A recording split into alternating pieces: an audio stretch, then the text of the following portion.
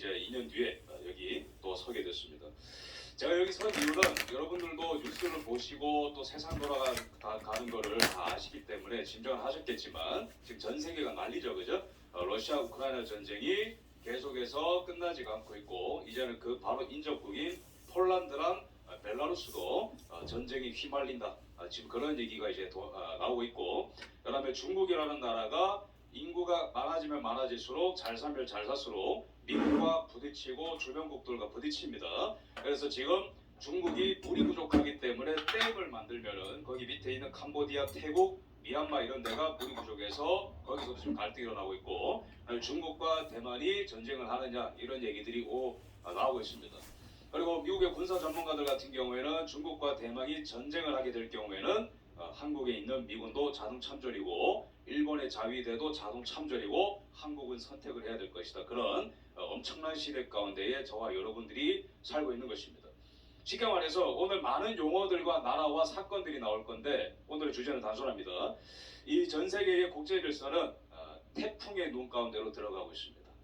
대한민국은 주변이 아니고 그 태풍의 핵 가운데에서도 가장 핵심으로 빨려 들어가고 있습니다. 그것은 바로 대한민국이 가진 역량과 산업의 역량과 대한민국이 갖고 있는 지정학 때문에 미국과 일본과 함께 이 국제 질서, 격동의 국제 질서 태풍의 눈 가운데로 아주 빠른 속도로 접근하고 있다. 위기죠. 하지만 위기이면서 동시에 기회입니다. 무슨 기회냐? 전 세계가 흔들리고 있거든요.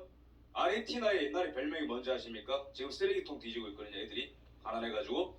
메시가 축구 잘한다 해서 나라가 잘 사는 게 아니에요.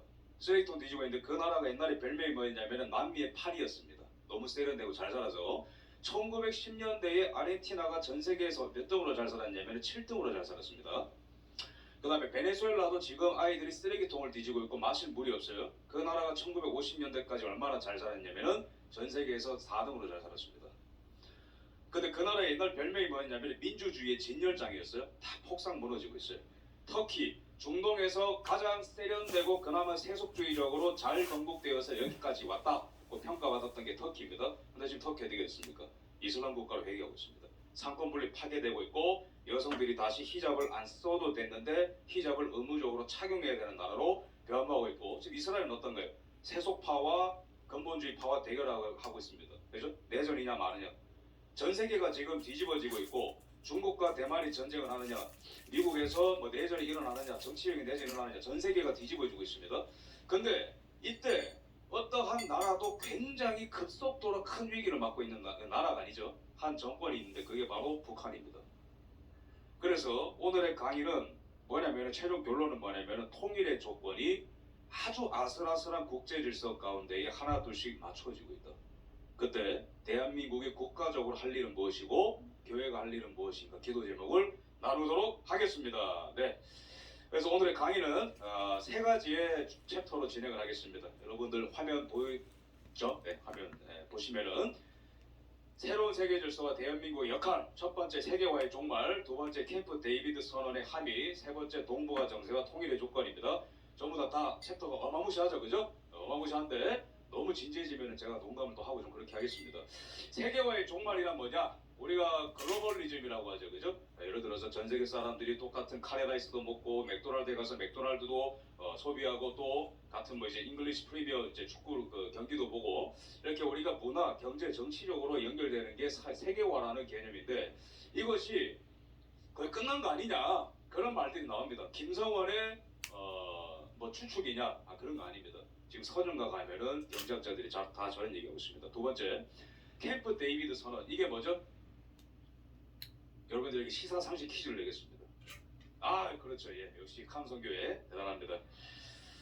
캠프 데이비드. 이거는 최근에 있었던 아주 예외적이고 역사적인 한국과 미국과 일본의 지도자들이 만나서 전 세계의 질서를 지금 함께 공유하고 동향을 공유하고 중국과 러시아에 대항해서 어떻게 싸울 것이며 무엇을 협력할 것인가 얘기를 하는 건데, 이거 제가 봤을 때 인도 태평양 지역의 지정학을 바꿀 만큼 엄청난 선언입니다. 이걸 제가 좀 풀이를 해드리겠습니다. 세 번째, 중국과 북한의 동향이 심상치 않습니다. 그래서 통일의 조건이 하나둘씩 맞추어지고 있다. 이런 말씀을 좀 드리겠습니다. 다 넘어가서 지금 제가 이제 세계화의 종말이라고 말씀드렸는데 이게 그냥 제가 하는 말이 아니고 지금 서점가에서 세계화가 끝나간다 이런 얘기들이 많습니다. 그 중에서도 제가 여러 책들을 봤는데 가장 합리적으로 잘 설명하고 우리가 살고 있는 시대의 그 좌표를 잘 설명한 책은 바로 이 책이다 생각해서 여러분들에게 좀 소개를 해드리겠습니다. 1차 세계화는 누가 이끌었을까요? 네, 크게 네, 힌트를 드리겠습니다. 차를 많이 마시는 나라죠, 그죠? 영국이죠, 그죠? 영국이 19세기 1차 세계를 이끌었습니다. 그래서 기축통화가 파운드화가 되고, 그다음에 영국이 지배하는 바다에서 서로 거래를 하고, 그게 1차 세계화. 근데 1차 세계화가 뭐 때문에 끝났을까요? 전쟁 때문에 끝납니다. 1차 대전 때문에 끝납니다. 그래서 영국의 힘이 약해지고 미국이 세지게 되죠. 그럼 2차 세계화는 누가 이끌었을까요? 미국이 이끌었습니다. 그래서 영국이 지나간 자리에 미국이 들어오게 되면서 기축통화도 달러로 바뀌게 되고 미국이 이끄는 세계 질서 속에서 아시아 국가들의 산업이 발전하게 되고 여러 잘 사는 나라들이 탄생하게 됐죠. 이 2차 세계화는 언제 끝나냐? 소련이 붕괴되면서 끝납니다. 그럼 3차 세계화는 뭐냐? 냉전 이후부터 지금까지의 시대인데 이 저자가 말하는 게 뭐냐면 3차 세계화도 끝났다. 뭘 보면 알 수 있느냐? 중국이 끝나고 있기 때문입니다. 그래서 3차 세계화의 특징은 뭐냐면은 미국의 리더십 밑에서 중국이 세계 공장 노릇을 하고 세계 각 국가들이 무역적으로 연결되는 게 바로 3차 세계화인데 1차 세계화가 1차 대전으로 끝나고 2차 세계화가 소련의 붕괴로 인해서 끝나고 3차 세계화는 중국의 몰락과 함께 끝날 것이고 4차 세계화가 곧 올 것인데 3차에서 4차로 넘어갈 때 엄청난 진통이 있을 것 같다는 게 저자의 평가고 저도 동의를 합니다. 그러면 중국의 몰락뿐만 아니라 오늘 여러분 제 강의에서 이걸 읽으셔야 됩니다. 우리가 알던 세상이 이제는 아니고 다 무너지고 있다. 이걸 읽으셔야 됩니다. 20년, 30년 전에는 전혀 생각지 못했던 일이 갑자기 일어나는 거예요. 갑자기. 유럽 같은 경우에도 EU라는 체제가 2차 대전 끝나고 바로 생겼죠. 그죠? 그래서 EU라는 건 언제나 하나고 독일이라는 맏형 밑에서 서로 잘 지내고 약간 트러블이 있어도 서로 이렇게 의견 조율하고 그러면서 무역과 이민과 경제와 환경 정책 같은 것들을 하나로 한다. 그게 우리 속에 고정관념으로 있는 통합된 유럽입니다. 그죠? 근데 이 유럽도 무너지기 시작했어요. 그래서 이 깃발이 상징하고 있는 건데 지금 어떤 일들이 일어나고 있느냐. 각 지역에서 우리는 EU가 집행하고 있는 이민 정책 마음에 안 든다. 환경 정책 마음에 안 든다. 러시아 정책 마음에 안 든다. 에너지 정책 마음에 안 든다. 이러면서 각 프랑스, 독일, 오스트리아, 불가리아 이런 지역에서 어떤 지도자들이 지금 인기를 얻고 있냐면은 나는 EU보다는 우리나라가 더 좋아. EU보다도 나는 불가리아가 좋아. EU보다도 나는 프랑스가 좋아. EU보다도 독일의 고유의 문화가 좋아. 그런 지도자들이 우후죽순 일어나고 있습니다. 그러니까 EU가 통합이 되느냐 마느냐 그 분기점에 지금 있는 거죠. 그래서 독일에서는 최근에 어떤 일들이 일어나고 있냐면은 야 프랑스 오케이 마린 르펜이라고 하는 아주 강력한 민족주의자가 일어난 거 그래 프랑스에는 무슬림들이 많으니까 오케이 그럴 수 있어. 영국 섬나라고 예전부터 유럽의 대륙과 하나 되기 싫었지. 브렉시트 오케이 그럴 수 있어. 근데 독일은 2차 대전 때 전범이고 유태인들을 괴롭혔기 때문에 독일만큼은 그 톨레란스 관용이 충만해가지고 EU의 맏형으로 남아있을 거야. 상징성으로 있었거든요. 근데 그 나라도 지금 어떤 정당이 대폭주하고 인기를 얻고 있느냐. 독일을 위한 대안이라고 하는 저기 파란색 그 그래프가 쭉 올라오는 게 보이죠, 그죠? 저게 어떤 정당이냐면은 EU는 차라리 죽어라. 그걸 주장하는 당대표가 있는 정당입니다. 그래서 지금 EU라는 체제가 환경, 젠더, 가족, 이민정책, 외교정책으로 완전히 분열을 하고 있다. EU가. 우리가 알고 있었던 EU에 대한 고정관념이 깨지고 있다. 중동은 어떤 거예요? 괜찮나요? 아닙니다. 완전히 난리입니다. 지금 이스라엘은 제가 말씀드리면 너무 길고 터키 같은 경우는 아까 제가 말씀드렸다시피 터키라는 나라는 원래 1차 대전 끝나고 터키의 이승만이라 불리는 사람이 있어요. 이 사람이 히잡도 의무화하는 거 없애고 공교육에서 이슬람 가르치는 것도 없애고 그 다음에 보통교육을 도입하고 서구식 법을 도입하고 그 다음에 상권분립을 도입한 사람입니다. 그래서 중동에서 보기 드물게 터키는 잘 살고 그나마 해외여행 갈 만한 곳 이게 우리 고정관념이었죠. 그죠? 근데 이 나라가 한 60년 지나다 보니까 이상해지기 시작하는 거예요. 터키는 참고로 무슬림 인구가 95%입니다. 그러면서 시스템은 서구식으로 만들어놨는데 이 사람이 한 50년 60년 지나다 보니까 이슬람 세력이 정치를 잠식해가지고 에르도안이라는 사람이 지금 20년째 총리 대통령하고 있거든요. 이 사람이 이제 법을 바꿔가지고 30년 동안 대통령을 할 수 있게 되는데 이 사람이 법을 이제 어떻게 바꿨냐면은 의회에 없이 국가 비상사태 선언할 수 있고 의회의 동의 없이 의회를 해산할 수 있고 대법관 15명 중에 12명을 임명할 수 있고 이 사람이 모든 금융정책을 다 좌지우지할 수 있습니다. 터키가 완전히 박살이 났어요. 작년에 물가가 얼마나 많이 올랐냐면 밥상 물가가 아니, 완전 6개월 만에 공산당인데? 5배 올랐습니다. 우유를 1,000원에 살 게 5,000원이 되고 기름값이 10,000원짜리가 50,000원이 됐다는 거예요. 저 나라가. 왜 저러는 줄 아세요? 저 사람이 이슬람 농촌 포퓰리즘을 하거든요. 저 사람이. 그래서 이슬람 경전에 따르면 이자놀이 하지 마라. 그래서 금리를 안 올립니다. 그러니까 돈이 많이 풀리죠. 두 번째로는 돈이 많이 풀려야 서민들이 좋아하니까 이슬람을 추종하는 사람들의 인기를 얻기 위해서 경제 정책도 그렇게 하고 정치도 그렇게 하고 원래는 터키는 히잡을 의무로 안 썼어야 됐어요. 여성들이 이제는 의무로 써야 됩니다. 완전히 뒤집어지고 있죠. 이스라엘도 지금 세속파와 근본주의파들이 지금 뭐 뒤엉켜 싸우고 있고 그다음에 아르헨티나 같은 경우에도 쓰레기 매립지에서 아이들이 쓰레기를 뒤질 만큼 못 살고 있는데 제가 아까 말씀드렸죠. 이 나라는 지금 빈곤층이 무려 40%에 달합니다. 인구 4,700만 중에 엄청나게 많은 숫자들은 빈곤에 허덕이고 있고 근데 우리나라가 똥 오줌 천지일 때 조선이 1910년대에 무려 아르헨티나는 그때 전철이 들어올 정도로 잘 살았습니다.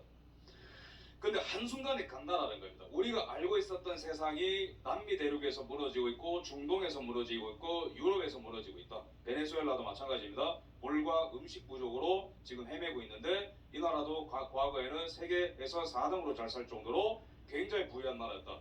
이제는 또 다른 아주 큰 게 변하고 있습니다. 미국과 중국의 관계가 변하고 있죠. 그죠?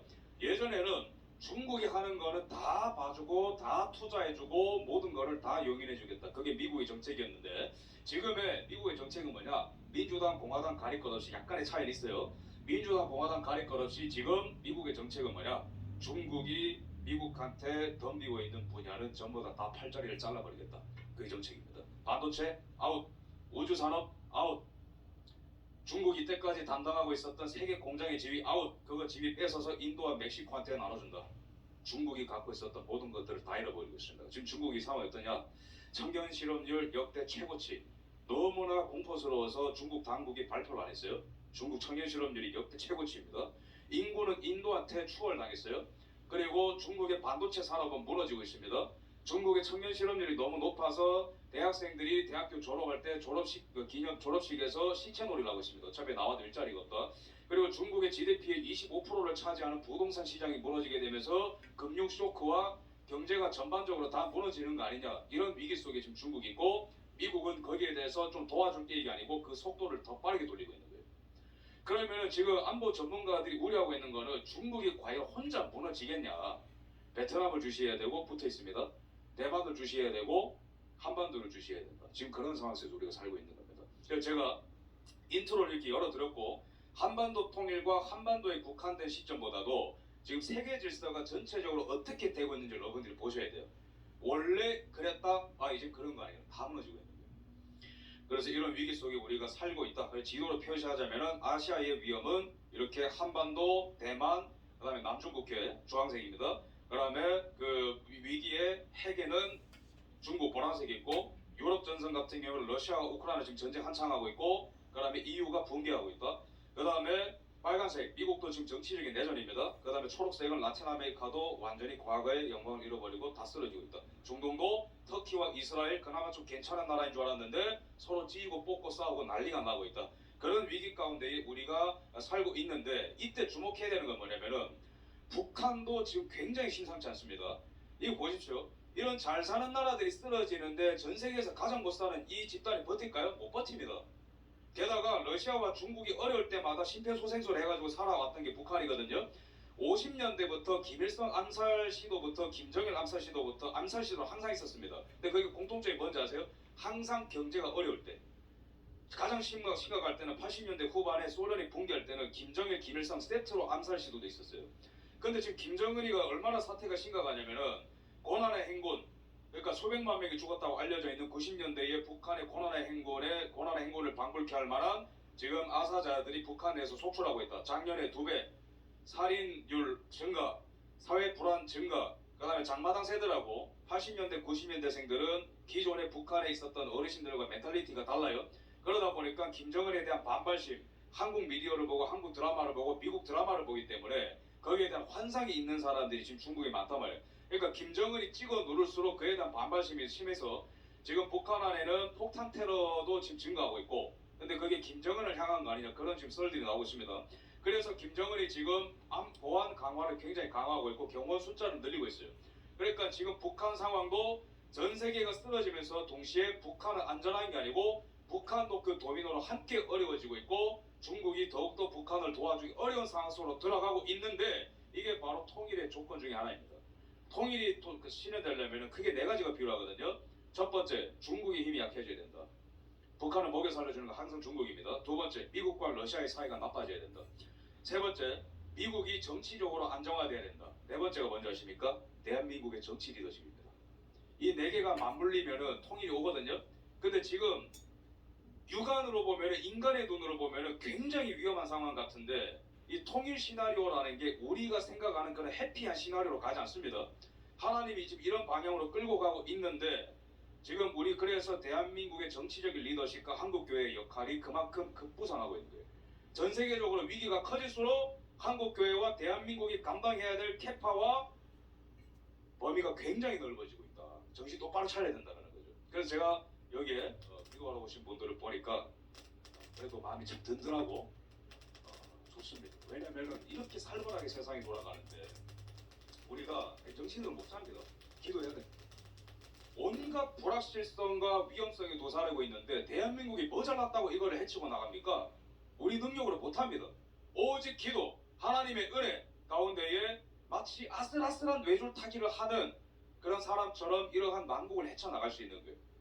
하루하루 우리가 안심하면 안 되고 하루하루가 다 위기 가운데에 기도를 해야 된다. 그래서 이러한 통일의 시나리오와 조건들이 있는데 중국의 약화 지금 그런 방향으로 가고 있죠. 그죠? 중국이 경제적으로 쓰러지고 있습니다. 두 번째, 미국과 러시아의 갈등, 그 다음에 미국의 안정입니다. 왜 미국과 러시아의 갈등이 왜 중요하냐면은 항상 한반도에 단일한 어떠한 세력이 형성될 때 영국 또는 미국 같은 아주 강력한 나라들이 그거를 승인을 해줘야 됩니다. 그런데 우리가 예를 들면은 일본이 그 대한제국을 삼킬 때 그때 누구의 승인이 있었어요? 영국과 미국의 승인이 있었습니다. 근데 왜 영국과 미국 그걸 승인해줬죠? 당시에 영국과 미국과 러시아의 사이가 안 좋았으니까. 그거를 견제해주는 일본이 예뻐가지고 그거를 대한제국을 삼키도록 허락을 한 겁니다. 그래서 지금 미국과 러시아의 갈등이 일어날 때 만약에 통일의 때가 올 때 미국과 러시아의 사이가 좋다? 그러면 러시아가 정치적으로 압력을 가합니다. 미국한테. 근데 미국과 러시아의 사이가 나쁘다? 그럼 미국의 입장 뭐가 되는 거죠? 저 러시아 애들 견제하기 위해서 강력한 대한민국이 필요하겠다. 이 시나리오로 가는 거예요.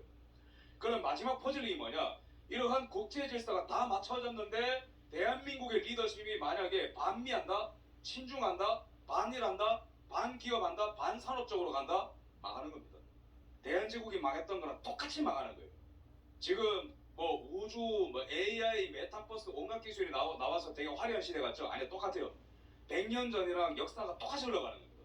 하지만 천만다행인 거는 뭐냐면은 100년 전에는 청년 이승만이 루즈벨트 대통령 만나러 가서 막 빌고 빌어도 안 만나줬어요. 왜? 나라가 가진 게 없으니까. 근데 지금 그나마 통일할 수 있는 조건으로 유리하게 가고 있는 건 뭐냐면은 대한민국이 100년 전의 대한민국이 아니라는 겁니다. 그 증거가 어디서 나오냐? 미국 대통령이 자기 별장에 한국 대통령과 일본 총리를 따로 부른 겁니다. 이거 넥타이 풀고 뭐 이렇게 편하게 있는 것 같아서 뭐 햄버거 같이 먹고 막 그런 장면 같죠. 그런 거 아니에요. 별장에서 만났다고 지금 행복한 게 아닙니다. 여기서 나온 내용이 뭐냐면 엄청나게 살벌한 겁니다.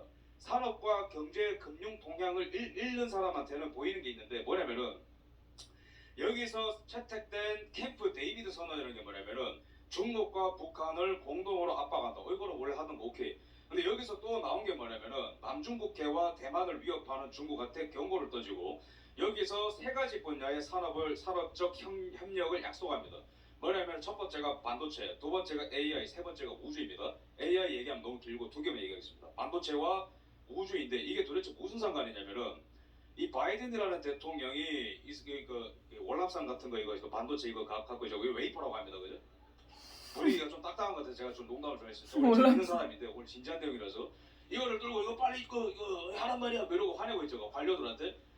이분이 왜 이러고 있냐면은 이 미국 대통령이 여기에 국제 정치에 모든 게 다 달려있어. 이 조그마한 거. 근데 저거는 웨이퍼죠. 웨이퍼 안에 받는 칩은 더 조그만데 수십억 개가 들어갑니다. 저기에다가 조그마한 칩이. 근데 이게 어디에 쓰이냐면은 드론, 그죠? 반도체, 우리가 쓰는 이런 리모컨, TV 이런 데 다 들어갑니다. 그러니까 더 좋은 기술, 더 좋은 제품, 경제, 그다음에 더 좋은 무기, 탱크, 더 정밀 타격할 수 있는 드론 여기 반도체가 다 들어가거든요. 근데 이거를 만약에 중국한테 뺏긴다, 그럼 미국 패권도 뺏기는 거예요. 그래서 바이든이 지금 화가 나가지고 이거 빨리 이거 더 좋은 거 만들어란 말이야 하면서 막 화내고 있는 거예요. 그러니까 결론은 뭐냐? 미국과 일본과 한국이 하나가 되어서 반도체적으로 하나로 엮여야 된다. 근데 전 세계적으로 반도체 점유율을 보면은 당연히 1등은 미국이겠죠, 그죠? 근데 2등이 어느 나라인 줄 아십니까? 우리나라입니다. 삼성. 그 다음에 우주 대단해. 얘기를 하는데 우주 산업 하는데 갑자기 뭐 미국은 나사가 있다 치고 일본도 우주 강국입니다. 근데 대한민국은 우주랑 뭔 상관인데 은하철도 뭐 구고 그런 것도 아니고. 근데 대한민국이 어느 산업의 강자인 줄 아세요? 배터리. 배터리 전 세계적으로 1등, 2등이 중국 기업이거든요. 근데 3등, 5등, 6등이 LG, 삼성, SK입니다. 그럼 여기에 그냥 햄버거 먹자고 부른 게 아니에요. 바이든이 윤석열 대통령 예뻐서 부른 게 아니고 미국이 중국을 압박하는데 가장 필요한 산업이 두 개가 있는데 그게 반도체고 하나가 우주입니다. 우주가 왜 중요하냐면은 현대전은 모든 것을 위해서 다 봐야 되죠. 그죠? 탱크가 어디로 가고 있는지 군사가 어디로 밀집되고 있는지 그거를 위성으로 다 봐요. 그죠? 정보 감시 능력. 그 다음에 위에서 통신을 뿌려주는 능력. 위에서 통신을 뿌려주고. 근데 이제는 미국의 칼텍이라는 대학교에서 어떤 기술까지 만들었냐면은 우주에서 내려오는 태양광을 모아가지고 그걸 전자파로 전환시킨 다음에 탱크와 비행기가 전투기가 그냥 그 에너지를 받아서 자동으로 움직이는 기술까지 미국이 만들어냈어요. 와. 그러니까 우주력이 있어야 현대전에서 무조건 이깁니다. 그러니까 지금 러시아 우크라이나 전쟁에서 쓰이고 있는 게 뭡니까? 일론 머스크의 스탈링크라는 그 고도 한 550km에서 돌아다니는 조그마한 위성들이 있어요. 얘네들이 우크라이나 병사들한테 통신도 제공하고 우크라이나 드론들 여러분 TV 보시면 우크라이나 드론들이 날아다니면서 러시아 탱크 막 저격하고 그죠. 그게 그 드론이 어떤 시스템을 움직이냐면은 이 스탈링크가 뿌려주는 러시아 탱크 정보를 얘네들이 드론이 입력되잖아요. 그럼 얘들이 자동으로 가가지고 요격하는 시스템인 거예요. 그러니까 우주력이 없으면은 현대전에서 못 이기고 그럼 이 반도체와 우주를 한국과 공조를 하고 한국 산업을 키워주겠다라는 거는 대한민국 예뻐요, 김치와라면 좋아요 그런 게 아니고 중국이 지금 아주 실존적인 위협을 미국한테 가하고 있는데 이제는 정면 충돌할 때가 되었고 지정학적으로도 산업적으로도 가장 경쟁력이 있는 나라 두 개 뽑아봐라. 일본, 한국 선택된 거예요. 그래서 지금 이게 산업적으로 경제적으로 보면은 굉장히 유리한 고지인데 한편으로는 또 긴장되는 게 뭡니까? 미국이 그만큼 원하는 게 많아진다는 거고 미국이 우리나라한테 요구하는 책임도 굉장히 커진다는 거예요. 더 극단적으로 가면은 해외 파병까지도 요구할 수 있습니다. 근데 한편으로는 또 뭐냐면은 기회와 위기가 막 섞여 있는데 굉장히 안보적으로 위험한 상황 속으로 대한민국이 들어가고 있는 건 맞아요. 근데 항상 역사적으로 보면은 영토가 바뀌고 새로운 어떤 질서를 창출해낼 때 국제 질서는 아주 냉혹합니다. 공헌도가 있어야 새로운 영토를 줘요. 2차 대전 이후에 중국 영토가 다시 회복된 것도 마찬가지 이유고 공헌을 했죠. 그죠? 일본이랑 싸우면서.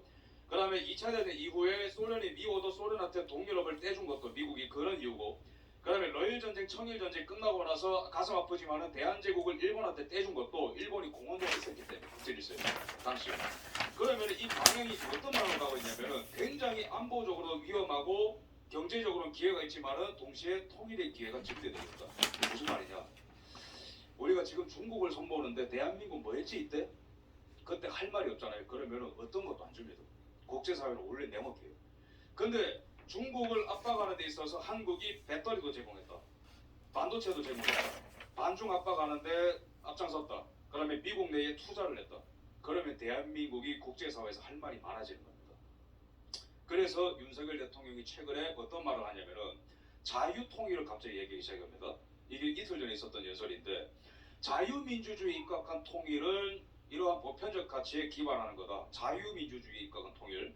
그 다음에 보편적 가치에 기반하여 이러한 인도태평양 지역 그리고 전 세계에 기여를 하게 되면은 글로벌 중추국가가 되고 통일 역량이 증대가 되고 마지막으로 세계가 모두 우리의 통일을 지지할 거다. 지금 그 얘기를 하는 거예요. 윤석열 대통령이 바라보고 있는 건 뭐냐면은 정치적으로 반대파들은 뭐 후쿠시마 뭐 이게 뭐 떼고 막 발목 잡고 막 난리가 나죠. 대통령이 바라보고 있는 이 비전과 이 최종 목적지는 다릅니다. 지금 전 세계적으로 질서가 이렇게 재편되고 있고 위기와 기회가 도사리고 있는 이때에 대한민국이 정신 똑바로 차리고 보편적 가치에 초점을 맞추고 전 세계적으로 우리가 공헌도를 올리게 된다면 전 세계가 우리의 통일을 찬성할 수도 있다. 그런 얘기를 하는 거예요. 이 맞는 말입니다. 근데 반대로 이 대한민국이 지금 얼마나 아슬아슬한 위치에 있냐면은 대통령이 5년마다 계속 바뀌어요. 그죠? 근데 이게 중도나 종합적으로 합리적으로 선택을 하는 게 아니고 완전히 왔다리 갔다리 하죠. 대통령에 따라서. 그죠? 윤석열의 라인은 뭡니까? 친미, 그 다음에 일본과 잘 지내, 그 다음에 친기업, 경제가 잘 살고 미국과 일본과 외교를 이제 전개하는 건데 반대편에는 완전 정반대의 세계관이 있습니다. 여기 뭐 네고시에이터라고 되어 있는 한 대통령은 뭘로 유명했습니까? 한반도 운전자론. 그죠? 미국과 하나가 하나가 된다고 말은 하면서 뒤에서는 딴짓하고 친중하고 반일하고 기업에 좋은 일 안 하고 반도체 산업이 망가지고 완전 정반대인 거예요. 이게 세계관이. 그래서 이 대한민국이라는 나라가 한 번 더 정치적으로 엎어지잖아요. 이거 미래 장담 못합니다. 지금 아주 아슬아슬한 경기에 있거든요. 이 나라가. 그래서 이 나라의 이 정치와 국가가 잘 운영될 수 있도록 기도를 해야 된다. 이런 말씀 좀 드리겠습니다. 그래서 지도로 간단하게 표현하자면은 미국이 그리고 있는 구상은 옛날에 소련을 이렇게 압박을 했듯이 중국을 삼각형으로 해가지고 중국을 압박을 해야 되는데 한국과 일본이 가장 반도체, 배터리, 그 다음에 군사 강국이기 때문에 부탁을 하는 겁니다. 함께 해달라고. 근데 미국이 지금 느끼고 있는 안보적인 위협은 동북아시아에서 있을 뿐만 아니라 유럽에서도 있습니다. 그죠? 러시아 우크라이나 전쟁 이게 확대되면은 그 다음에 바로 옆에 있는 우크라이나 바로 옆에 폴란드가 있습니다. 폴란드 무너지면 그 다음에 체코, 그 다음에 독일, 프랑스 이런 식으로 다 넘어가는 거예요. 그래서 대한민국이 지금 또 하고 있는 게 뭐냐면 그 폴란드에 지금 무기들을 수출하고 있죠. 그죠? 그래서 지금 미국과 나토가 부탁하고 있는 거는 동북아시아의 위기가 곧 유럽의 위기고 유럽의 위기가 곧 동북아시아로 다 이어져 있는 거기 때문에 대륙 세력과 해양 세력 간의 다툼이기 때문에 대한민국이 폴란드한테 무기를 좋은 거를 수출해야 된다. 이러면서 대한민국의 역할이 굉장히 증대가 되고 있는 겁니다.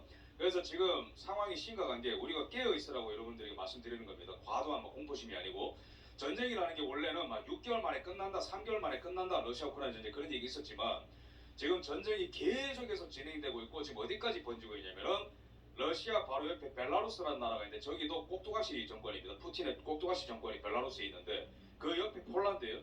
그래서 지금 벨라루스 내에 러시아군이 집결을 하고 있고 왜냐면은 우크라이나를 러시아 방향에서 치는 걸로는 지금 안 되니까 벨라루스로 우회해서 들어가겠다. 지금 러시아가 그런 전략을 쓰고 있거든요. 근데 그 바로 옆에 폴란드는 대표적인 반러 국가입니다. 민족적으로 러시아와 악연이 많기 때문에 러시아가 조금만 가까이 와도 사시나무 떨듯이 떨어요. 폴란드가. 그래서 우리나라 무기를 이렇게 수입을 한 것이고 근데 지금 전쟁이 더 커지고 있어가지고 벨라루스 내에 러시아군이 집결을 하고 있고 폴란드는 놀래서 전투 차량 200대를 급파하고 있고 미국 같은 경우에는 헬기를 지금 폴란드에 빌려주고 있고 그 다음에 폴란드 내에 있는 벨라루스 내에 있는 미국 사람들은 전부 다 대피해라. 대피 발령이 지금 내려왔습니다. 사태가 더 심각하게 지금 돌아가고 있고 유럽에. 그 다음에 진짜 위협 같은 경우에는 지금 태평양 우리가 지금 있는 한반도 주변에서 막 일어나고 있습니다. 우리가 바쁘게 살아가다 보면은 그냥 일상에 함몰될 수가 있는데 항상 주변을 돌려보면은 위협은 계속해서 증가하고 있습니다. 1차 대전이 일어날 때 오늘 제 강의를 오해하지 마십시오. 무조건 전쟁이 난다 그런 거 아니에요. 여러 가지 시나리오가 열려 있는데 우리가 깨어있고 방심하면 안 된다 차원에서 말씀드리는 건데 1차 대전 그 참혹한 1차 대전 기관총으로 서로를 막 죽이고 막 수천만 명이 사망한 그 전쟁이 일어나기 전의 풍경도 사실 평화로웠어요. 아 전쟁이 일어날 것 같아요 엄마 이게 아니에요 상황이. 여러분 영화 타이타닉 아시죠 그죠? 그 타이타닉의 그 시점이 1차 대전 일어나기 전입니다 바로. 굉장히 우아하고 각종 모던한 음악이 나오고 전화기가 발명이 되고 전기가 발명되고 엘리베이터가 발명되고 역사는 진보한다. 그 풍요로움과 그 극단적인 긍정주의 가운데에 유럽 사회가 함몰돼 있었거든요. 근데 갑자기 전쟁이 일어난 거예요. 근데 지금 상황도 우리가 하나님한테 초점 맞추지 않고 물질에 초점 맞추고 그냥 생존에 초점을 맞추면은 이게 못 봅니다. 근데 여러분들도 기도를 하시겠지만 저도 요즘에 기도를 하는데 기도를 더 이렇게 많이 하려고 하는데 기도를 하면 할수록 긍정이 아니고 이 위기 가운데에 계속해서 더 긴장을 해야 된다는 마음을 많이 주십니다. 근데 눈을 돌아보면 이런 일도 일어나는 거죠. 태평양 가운데서도 미국이 했었던 모든 큰 전쟁은 대부분 태평양에서 일어났던 걸 아셔야 됩니다. 바다에서. 스페인이라는 전쟁했죠. 일본이라는 전쟁했죠. 이제는 중국과 굉장히 더 가까워지고 있습니다. 그래서 이 태평양에 보면은 이런 조그마한 섬국가들이 있어요, 그죠? 이런 거는 원래는 미국과 중국 사이에서 아무런 관심이 없는 지역들이었습니다만은 이제는 여기를 두고도 태평양 한가운데서 각국의 국무장관과 외교부장이 신경전을 하고, 그 다음에 더 심각한 거는 미국 바로 밑에 플로리다 바로 밑에 이 쿠바라는 지역에 중국의 지금 군사기지가 들어서고 있습니다. 이거는 거의 지금 극단까지 왔다는 겁니다. 거의 이제 부딪히기 직전까지 왔다는 거예요. 여기서 주목해야 되는 거는 원래 미국이랑 중국이랑 사이가 안 좋고 그러다가 화해도 하겠지. 그게 아니에요. 10년 전, 20년 전에는 상상도 못하던 풍경입니다. 조금씩 위험한 순간으로 계속 이제 치닫는 거예요, 두 국가가. 그래서 만약에 지금 대한민국이 산업적으로도 별 볼 일 없고 군사적으로도 별 볼 일 없고 경제적으로도 별 볼 일 없으면은 예전처럼 에치슨 라인이 그어지면서 빠졌겠죠. 이런 위협 속에서. 옛날에 에치슨 라인이라는 게 뭡니까? 2차 대전이 끝나고 미국과 소련이 대립을 하기 시작했는데 우선적으로 지키는 지역은 여기까지가 선을 그어준 게 있어요, 미국이. 그게 바로 에치슨 라인이고, 그게 일본을 통과했지만은 대만과 한국이 빠졌죠, 그죠? 그래서 그거를 쳐들어가도 되나 보다, 그런 사인으로 보고 이제 한국전쟁이 일어난 거고. 근데 지금은 상황이 달라졌기 때문에 신 에치슨 라인이라고 불리는 게 있어요. 이게 바로 뭐냐? 대한민국의 SK가 있고, 대한민국의 삼성이 있고, 대한민국의 주한미군이 있고, 대한민국 군대가 강하기 때문에 대한민국과 무조건 하나가 돼야 된다. 미국이 그래서 지금 대한민국 무조건 껴주는 방향으로 가고 있는데, 근데 문제는 중국 분위기가 심상치 않다라는 거죠. 이 동북아 정세와 통일의 조건에 대해서 제가 말씀을 드릴 건데, 중국 상황이 망한다 하지만은 정말로 심각한 상황입니다. 일단 부동산 말씀부터 좀 드리겠습니다. 25%가 부동산입니다. 중국의 GDP 25%인데 이거는 다른 나라의 경제 구조와 완전히 다른 엽기적인 모델입니다. 중국의 GDP 25%, 수출, 소비, 투자가 25%가 거기에 이제 묶여 있다는 건데, 이게 지금 올스탑되고 있다는 건 무슨 말이냐면은, 내가 원래는 집 한 채만 가질 능력이 되는데 더 무리해가지고 집 두 채, 집 세 채, 그 다음에 두 번째 집에서 부채가 생긴 거는 세 번째 집으로 메꾸고, 세 번째 집에서 생긴 부채는 네 번째 집으로 메꾸고, 그러면서 거품이라는 게 막 형성이 돼요. 그러면 그 사람들은 돈을 어디서 빌렸습니까? 금융권에서 빌렸겠죠. 그럼 금융권에서 돈을 빌려서 막 투자를 해놨는데 이제는 부동산의 버블이 꺼지게 되면서 더 이상 투자를 안 하게 되고, 그러면서 부동산 회사들도 망하고, 부동산 회사한테 돈을 빌려준 금융권에도 쇼크가 오게 되고, 부동산 금융권에 쇼크가 오게 되면은 전체적으로 중국이 지금 다운되는 그런 그림으로 가고 있는 거예요. 그러니까 서민들은 갖고 있는 집의 가치가 하락을 하게 되는 거고, 그다음에 부동산 건설 회사들은 빚을 져가지고 건물을 짓고 있는데 그 건물이 이제 팔리지 않게 되면서 빚더미 않게 되는 거고, 금융회사들은 돈을 빌려줘서 회수를 해야 되는데 회수를 못하게 되니까 금융권은 금융권대로 어려워지게 되고, 그러면서 중국 내에 있는 노동자들이, 건설 노동자들이 5천만 명이나 되거든요. 그 5천만 명이 건설이 올스탑되게 되면 일감이 없어지게 되면서 사회 불안까지 가는 구조입니다. 두 번째, 청년 실업률이 역대 최고치를 찍었다. 이게 뭘 말하는 거냐면은 중국의 청년 중에 지금 10명 중에 3, 4명은 직장을 가질 수가 없어요. 근데 중국이 이때까지 어떻게 하나가 됐냐면은, 중국은 원래 서로 찢고 뽑고 계속 싸우는 민족이거든요. 근데 이때까지 80년대부터 지금까지 어떻게 하나가 됐냐면은 경제 성장. 그것 때문에 이때까지 먹고 사는 문제로 하나가 됐는데 이게 지금 깨지고 있는 거예요. 더 심각한 거는 중국이 예전에는 경제적으로 못 살았기 때문에 인건비가 쌌어요. 그래서 인건비가 싸니까 애플 공장도 들어가고 삼성 공장도 들어가고, 그래서 중국이 돈을 많이 벌었는데 이제는 인구도 줄어들고 있고 사람들이 웬만큼 배웠기 때문에 인건비도 올라가. 그래서 중국은 계속해서 지금 전 세계적으로 자신들이 할 수 있는 역할이 줄어들게 되고, 중국이 하던 생산기지의 역할은 인도로 넘어가게 되고 멕시코로 넘어가게 되고 베트남으로 넘어가게 됩니다. 게다가 여기서 중국은 반도체 점유율이 5%밖에 안 되기 때문에 미국이 그걸 알고 아킬레스건을 계속 때리는 거예요. 미국이랑 일본한테 뭘 부탁하고 있냐면은 중국한테 반도체 부품 팔지 마라. 그래서 중국이 지금 산업적으로, 인구적으로, 경제적으로, 금융적으로, 부동산적으로 완전히 우르르 폭삭 무너지고 있는 거예요. 근데 이때 중국의 GDP 성장률이 좀 높으면 버틸 만한데 GDP가 지금 계속 떨어지고 있죠. 화면에 보시다시피 예전에는 10% 20%대로 잘 살 때는 그랬는데 지금은 뭐 5% 4% 3% 2% 1% 계속 떨어지고 있어요. 그래서 지금 시진핑이 쓰는 전략은 뭐냐? 내 말 잘 듣는 사람은 내가 살려줄 것이고 내 말 안 듣는 청년들은 전부 다 산골로 보내는 산상하양이라는 정책을 쓰고 있어요. 그게 바로 모택동에 썼던 전략입니다. 내 편 밀로 착한 사람 내 말 안 들어 다 시골로 보내. 그게 바로 문화대혁명이라는 거죠. 그죠? 문화대혁명. 그때 수천만 명이 죽었어요. 시진핑이 지금 그런 극단적인 전략을 쓰고 있는데 이 사람이 코너로 몰릴수록 만지작거리고 있는 카드가 뭐냐면은 전쟁입니다. 시진핑이 작년 10월 달에 무슨 말 한 적이 있냐면은 나는 평화로운 대만 통일을 추진하지만 무력을 포기한 적 없다 이런 얘기를 합니다. 그래서 지금 미국 군사 전문가들은 거의 날짜까지 나오지 않았냐 이 추세로 가면은. 왜냐면은 중국이란 나라는 야 그래도 좀 반대하는 사람들이 있겠지. 시진핑이 저런 극단적인 선택을 하는 그런 사람 별로 없습니다. 왠지 아세요? 다 세뇌당했거든요. 지금 후쿠시마 원전 그걸로 우리나라에도 막 소금 사고 그런 사람들이 있죠. 그죠? 주변에 그런 사람들 있으면 알려주십시오. 괜찮다고. 근데 중국도 지금 똑같은 상황이 일어나고 있는데 우리나라보다 폭력성이 더 심합니다. 일본 현지에 전화해가지고 일본 라면집에다가 욕하고 전화 끊고 중국 내에 있는 일본 학교에다가 돌 던지고 저 역사적으로 우리한테 죄 지은 애들이 이렇게 평화롭게 하고 있는 바다를 더럽히고 있고.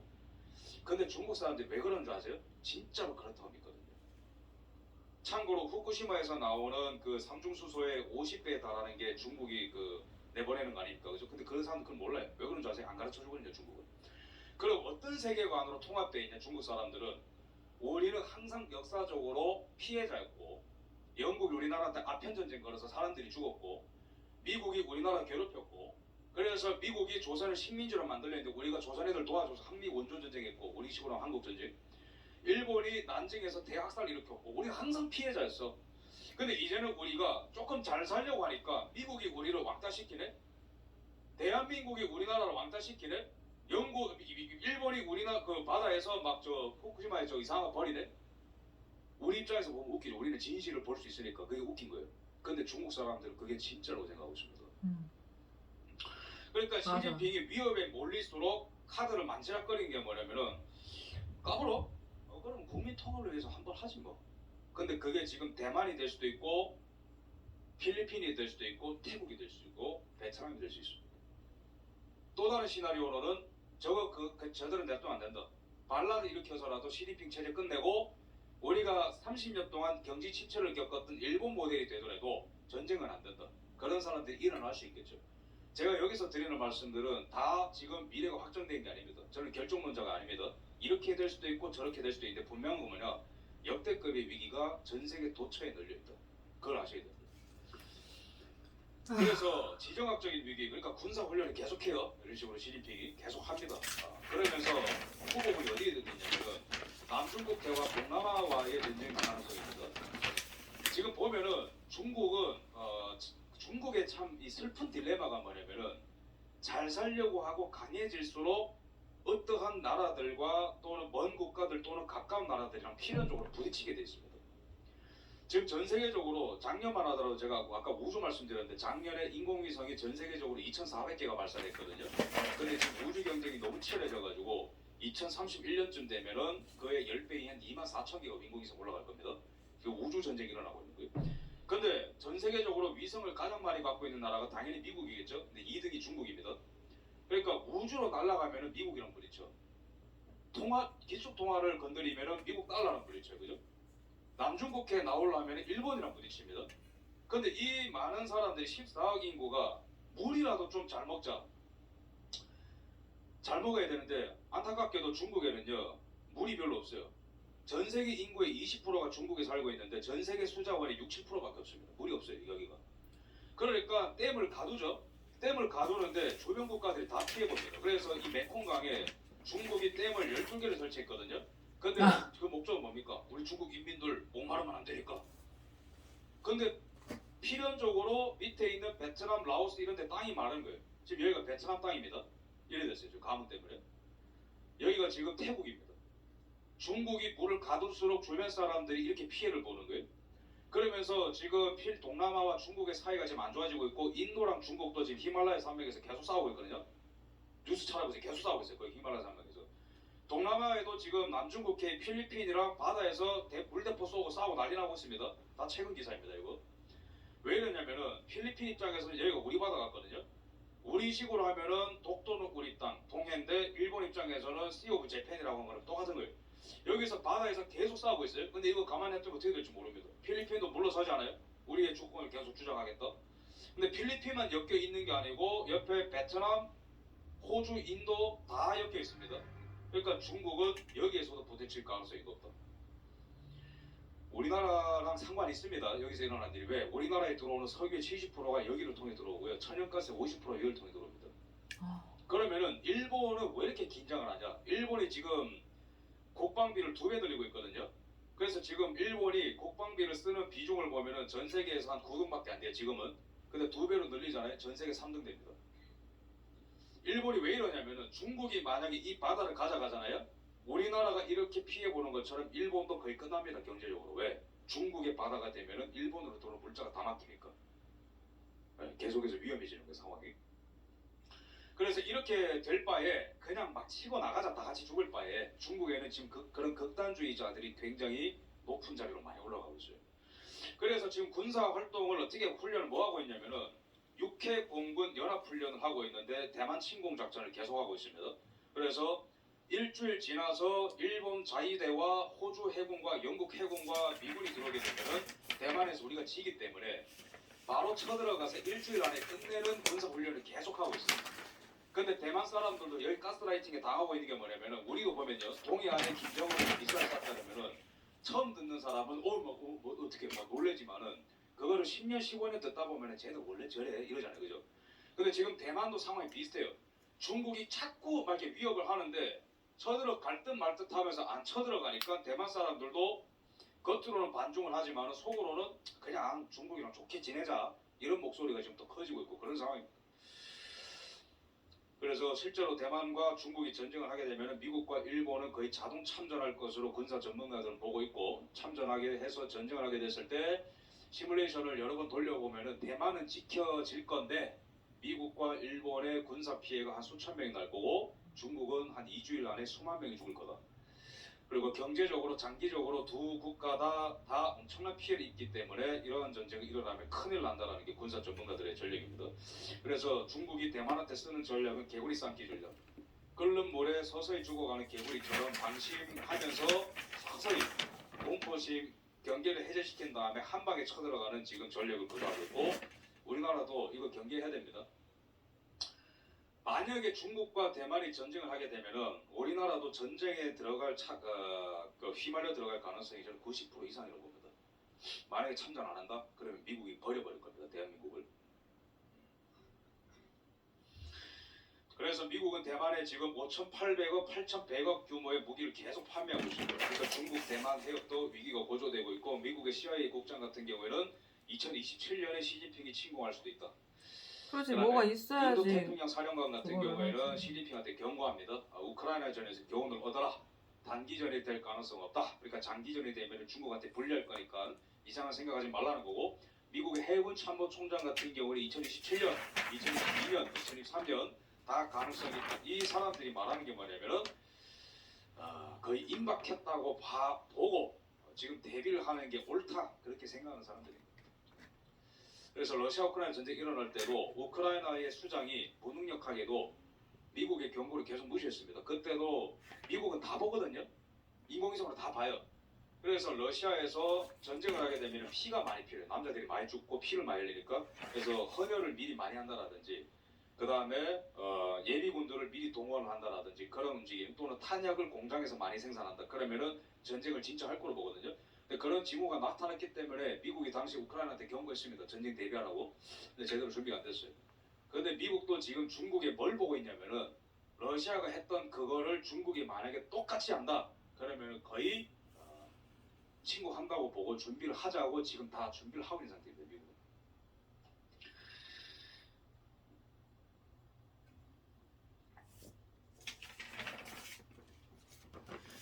그래서 로버트 에이브람스 전 주한미군 사령관 같은 경우 이렇게 얘기합니다. 중국이 타이완 침공 시에는 주한미군이 투입 가능하고 어떤 병력 활용할 건지를 결정하는 건 미국이다. 마음대로 하겠다는 거죠. 그죠? 얼마를 빼든 공군을 빼든 해군을 빼든 그건 우리 마음이다 이런 얘기를 하는 겁니다. 가장 시급한 게 대만이기 때문에 들어가게 되고, 전 세계에 흩어져 있는 주한미군의 비중을 보면은 제일 많이 나가 있는 게 일본이고 주1미군이고 3등이 주한미군입니다.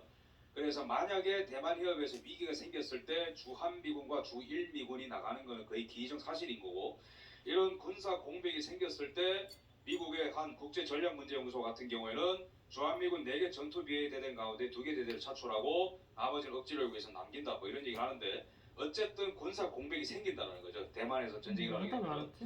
그랬을 때 또 미국의 군사 전문가들이 염려하는 거는 북한이 이상한 짓을 할 수도 있다. 주한미군이 일부 빠지거나 뭐 어느 정도 빠지거나 어쨌든 군사 불균이 일어나기 때문에 그랬을 때는 미국이 재래식 전쟁을 하기보다도 북한한테 막 핵을 쏠 수도 있다. 뭐 그런 극단적인 가능성까지 있습니다.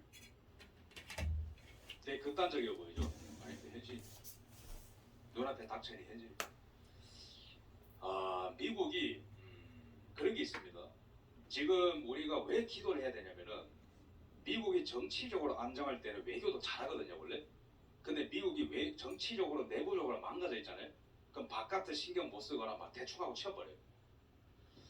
대표적인 예가 링컨의 남북 전쟁 때 있잖아요. 그때가 어떤 시절인지 아세요? 일본에 처음으로 미국 해군 합의 왔을 때 그죠? 역사책에서 다 배우셨죠 그죠? 근데 원래는 일본을 미국이 집어삼키려 했어요. 근데 남북 전쟁이 일어나서 안 한 겁니다. 두 번째, 60년대, 70년대 미국의 대통령들이 공화당, 민주당 많이 바뀌었는데 그때 이 편이랑 아군했다가 저 편이랑 그 적군했다가 막 왔다리 갔다 합니다. 베트남에 군사 집어넣었다가 뺐다가 막 난리 나죠. 그죠? 이란이랑 같은 편이었다가 군사 뺐다가 막 난리가 나요. 근데 그 미국이 그때 왜 이렇게 방황을 많이 했냐면은 국내적으로 미국이 당시에 엉망진창이었거든요.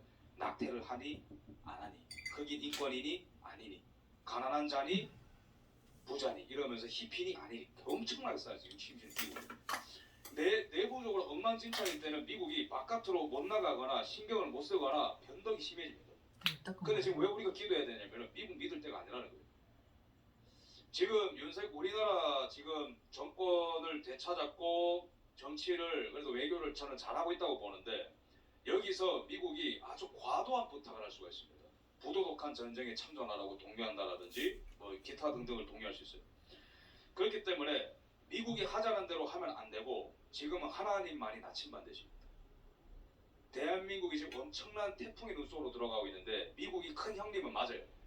근데 그 큰 형님도 지금 집안 단속이 안 되고 있거든요.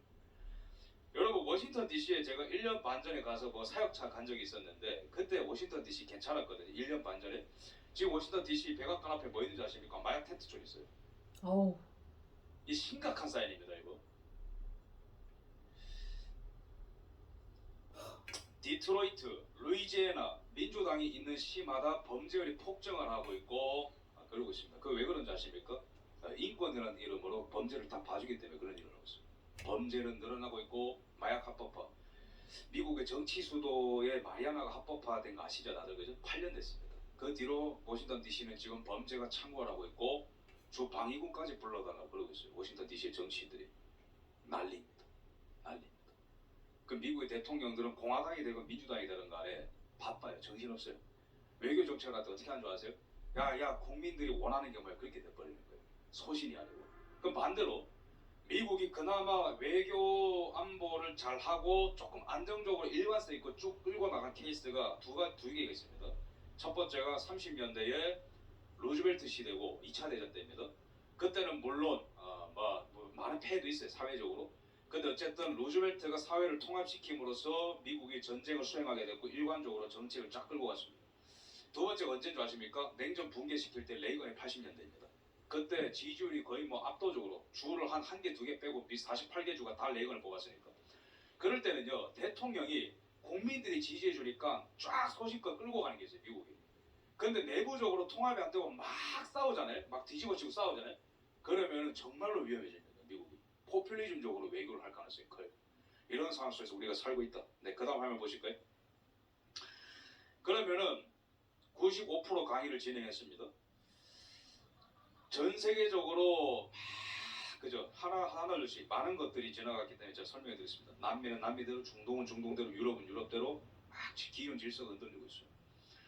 그러면서 그 달걀 껍질이 깨지듯이 달그락 깨지니까 그 틈바구니 속에서 러시아 우크라이나 전쟁이 일어난 것이고, 근데 그러한 것이 이제는 유럽뿐만 아니라 아시아로 넘어오고 있고, 그 진원지는 중국이고 그 밑에 남중국해, 동남아, 한반도 다 위험해졌다 지금. 그의 사인은 중국과 미국이 화해할 수 없는 강을 건넜다라는 것의 사인은 이제 미국 바로 밑에 플로리다, 쿠바에 중국의 군사 기지가 들어갈 정도로 둘의 갈등은 극한까지 다다랐다. 여기서 두 가지 중에 하나입니다. 러시아 우크라이나 전쟁이 극적으로 끝나서 휴전협정을 맺을 수도 있고 반대로 전쟁이 더 확장이 되어서 동유럽 전체를 휩쓸 수도 있고 하나님의 뜻 달렸습니다. 두 번째로 중국이 정말로 남중국 해전 대만을 침공할 수도 있고 반대로 소련이 매파돼서 붕괴됐던 것처럼 일본이 장기 침체로 들어갔던 것처럼 중국이 그냥 꼬부랑 할아버지처럼 그냥 쓰러질 가능성도 있고 반대로 폭주할 가능성도 있고 북한의 김정은이가 정신 나가서 뭘 쏠 수도 있고 급변 사태가 일어나서 자유흡수 통일로 갈 수도 있고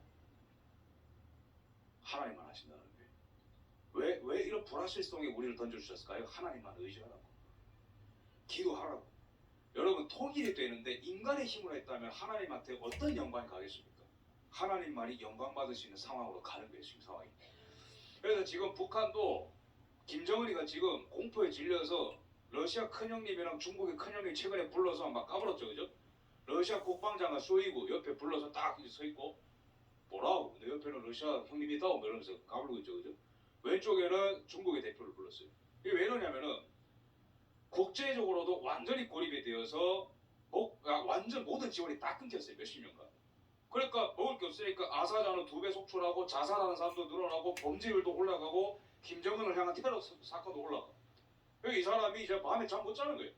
그러니까 큰형님도 불러서 전승절이라고 한국전쟁 자기들이 이겼다고 맨날 전승절을 하는 게 있어요. 거기에 또 이 두 이제 거두를 부르고 그러면서 국내적으로도 야 우리 북한 아직 안 죽었어. 우리 뒤에는 러시아와 중국 있으니까 쿠데타 일으키지 마. 두 번째로는 외부적으로도 미국 너네가 우리를 아무리 짓밟아도 우리는 살아날 구멍이 있어. 그러면서 오히려 약하니까 센 척을 하는 거예요. 그러면서 김정은이 항의하는 불평분자를 색출하는 테스크포스 팀까지 새로 만들었다 합니다. 근데 김정은한테 대항하는 사람들 중에 젊은 세대가 많아요. 북한한테 지금. 그러니까 김정은도 지금 아슬아슬한 상황 속에 있는 겁니다. 근데 이런 상황 속에서 정말로 대한민국의 정치력 리더십이 이런 상황에 북한 가서 같이 냉면 먹거나 뭐 사람이 먼저다 이렇게 하면은 정말 제가 절망했을 것 같아요. 아 근데 문제의 지금 새끼. 대한민국의 대통령이 어떤 발언들을 하는지 아십니까? 유엔사가 왜 중요한지 얘기합니다. 이게 엄청난 의미를 갖고 있습니다. 최근입니다. 이게 뭐냐면은 지금 보세요.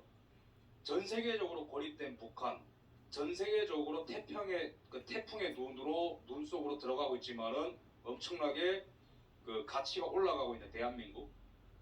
근데 여기서 이분이 왜 유엔군 사령부를 막 얘기하냐면은 유엔군 사령부가 뭐죠? 주한미군 사령관이 유엔군 사령관도 지금 겸하고 있거든요. 근데 유엔군이 언제 만들어졌죠? 한국전쟁 때 만들어졌습니다. 그 뒤로 아직까지도 있거든요. 그게 어떤 상징인 줄 아세요? 공산 세력이 약자 또는 보편적 가치인 자유를 위협할 때 자유에 기반해서 건국된 나라들이 하나가 되어서 그 자유로 만들어진 나라를 지켜준다. 그게 바로 유엔군의 상징입니다. 근데 그 유엔군 사령부가 왜 아직도 안 없어졌냐? 만약에 북한과 중국이 또다시 한국전쟁 같은 걸 일으켰을 때 우리는 참지 않고 한국과 함께 싸운다. 그래서 아직도 남아있는 겁니다. 근데 문재인 정부 때 저 유엔군 사령부에 덴마크와 독일이 나도 끼워줘 라고 신청한 적이 있어요. 왜 그런지 아십니까? 덴마크랑 독일이 러시아 위협 때문에 무서우니까 야 내가 한국을 좀 도와줄게. 너도 우리 도와줘. 그런 사인으로서 유엔군 사령부에 독일과 덴마크가 가입 신청을 냈어요. 문재인 정부 때. 근데 문재인 정부에서 그걸 거절했습니다. 나가라고. 북한 눈치 보는 거죠. 근데 윤석열 정부에서 지금 덴마크, 스웨덴, 독일이 추가될 가능성이 높아지고 있습니다. 뭐냐? 자동 참전 국가가 늘어난다는 거죠. 그래서 윤석열 대통령이 왜 지금 유엔군 사령부를 강조하고 있냐면은 지금 전 세계적으로 막 여러 군데로 시선이 흩어지고 있지만은 한반도로 다 쏠리고 있거든요. 한반도로 시선이 다 쏠리고 있어. 정치적으로, 영적으로. 그런데 이때 우리 힘으로만 못 싸운다 이거죠. 자유국가들이 연합해야 이 북한과 중국과 대항해서 싸울 수 있기 때문에 이 유엔군 사령부가 폐기 처분된 게 아니고 아직도 살아있고 이게 다시 부활돼야 된다. 그런 얘기를 하고 있는 겁니다. 굉장히 중요한 순간에 중요한 대통령이 저는 당선됐다고 봅니다. 그래서 일본에는 유엔군 사령부를 지원해 줄 수 있는 후방기지까지 갖고 있으니 한일 관계도 그래서 중요하다는 얘기를 하는 거죠. 저는 시대 정신을 똑바로 읽고 있다고 봅니다. 네, 그래서 지금 대한민국은 뭐 아니면 도입니다. 만약에 이때 김정은이랑 냉면 먹거나 북한한테 쌀 갖다 주거나 그런 정치하거나 또는 반미하고 친중하잖아요. 미국이 버려버립니다. 100년 전에 대한제국 망한 거랑 똑같이 버려버려요. 근데 지금 우리나라가 삼성 배터리 와 그래도 괜찮지 않냐? 지금까지는 괜찮은데 아직 못합니다. 반도체 분야도 중국이 5%밖에 안 되지만 금방 따라오거든요. 우주산업 2등까지 가는 거 보세요. 반도체도 금방 따라잡습니다. 반도체. 그 다음에 메모리 분야에서 삼성이 1등이라 하지만 그것도 금방 따라잡히고 TSMC 같은 그런 대만의 굴지의 기업 같은 경우에는 파운드리 그러니까 외주를 받아서 전체적으로 생산해주는 TSMC 여기는 절대 강자로 TSMC가 있고 삼성도 안심하지 못해요. 지금 반도체 실적도 계속 안 좋고 거기다가 배터리 기업 같은 것도 중국이 미친 듯이 폭주하면 금방 한국 따라잡습니다. 여기에 일본이 경기 침체를 30년 겪었기 때문에 이걸 이겨내기 위해서 미국한테 지금 100% 굴종하고 있거든요. 해달라는 거 다 주겠다. 그래서 일본이 지금 뭘 노리고 있냐면 삼성한테 빼앗긴 반도체 지위를 빼앗기 위해서 전력 질주하고 있어요. 그러니까 미국이 이끄는 네트워크 안에서도 한국과 일본 간의 경쟁이 있다고. 이게 말하는 게 뭐냐? 3년, 5년 이 시간 허비하잖아요. 대한민국 그냥 미끄러집니다. 그래서 미국이 윤석열 대통령이 부른 이유는 개인적으로 사랑스러워서 부른 게 아니고 미국이 지금 필요한 게 우주산업, 반도체, 배터리, 미국 내 투자 이 4개인데 이거 4개를 한국이 할 수 있으니까 부른 거거든요. 그러면 대한민국이 이런 걸 할 수 있는 방향으로 가면은 생산이 높아지는 거고 통일할 때 목소리가 높아질 가능성이 있는 거고 국제사회에서 나 이만큼 공헌했으니까 보편적 가치에 반하는 중국을 정리하는 거를 내가 리드했으니까 한마디로 내놔라 이 말 할 수 있는 확률이 높아지는 거고 그죠? 유태인들이 나라를 어떻게 찾았습니까? 금융을 꽉 쥐고 있으니까 영국을 움직여진 거죠. 그죠? 국제사회는요 맨입으로 안 됩니다. 도덕으로 안 돼요. 힘이 있어야 돼. 돈이 있어야 돼. 공헌도가 있어야 돼. 근데 정말로 하나님의 은혜로 여기까지는 왔어요. 근데 왜 우리가 기도해야 되냐? 이거 금방 무너질 수 있는 모래성이기 때문에 지금의 기도가 엄청 중요하다는 거예요. 그래서 대한민국의 정치 리더십이 하나님이 허용을 하시면은 자유통일, 복음통일 할 수 있는 방향으로 나라를 이끌 것이고